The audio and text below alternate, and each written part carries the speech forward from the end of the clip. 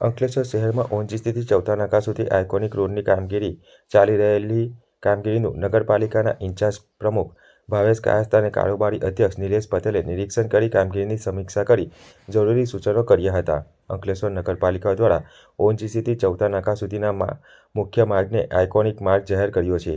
ત્યારે આજરોજ નગરપાલિકાના ઇન્ચાર્જ પ્રમુખ ભાવેશ કાયસ્થ અને કારોબારી અધ્યક્ષ નિલેશ પટેલે આઇકોનિક રોડનું નિરીક્ષણ કર્યું હતું, જેમાં રોડની બાજુમાં બેસાડવાના બ્લોકની ગુણવત્તાનું ચેકિંગ તેમજ કર્બિંગ, રોડ લેવલનું માર્જિંગ અને મટીરીયલની ગુણવત્તાની ચકાસણી કરી કામગીરીની સમીક્ષા કરી સૂચનો કર્યા હતા.